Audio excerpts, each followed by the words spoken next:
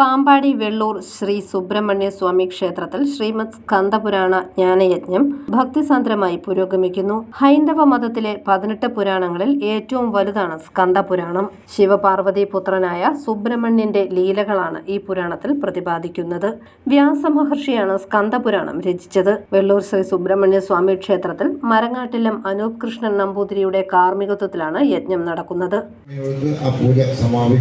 അതിനുശേഷം നിങ്ങളുടെ നവധാന്യമൊക്കെ തന്ന് അതിൻ്റെതായ ഗ്രഹത്തിൻ്റെ ഓരോ ചടങ്ങുകളെ പറ്റിയൊക്കെ പറഞ്ഞ് എന്താണ് ഗ്രഹം എന്നൊക്കെ ഒന്ന് സൂചിപ്പിച്ച ശേഷം ആ നവധാന്യം സനകാദികൾക്ക് നൽകുന്ന ഉപദേശം, പാർവതി പരിണയം തുടങ്ങിയ ഭാഗങ്ങളാണ് വായിച്ചത്.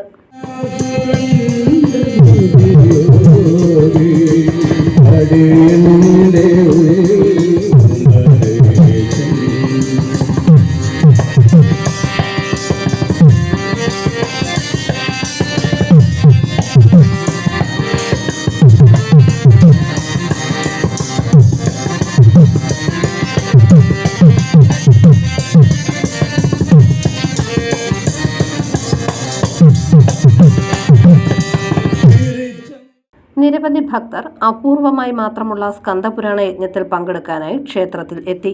ശ്രീ പത്മനാഭദാസ അവിട്ടം തിരുനാൾ ആദിത്യവർമ്മയാണ് യജ്ഞത്തിന് ഭദ്രദീപം തെളിയിച്ചത്. യജ്ഞമണ്ഡപത്തിൽ പ്രതിഷ്ഠിക്കാനുള്ള സുബ്രഹ്മണ്യ സ്വാമിയുടെ വിഗ്രഹം ഘോഷയാത്രയായാണ് ക്ഷേത്രത്തിൽ എത്തിച്ചത്.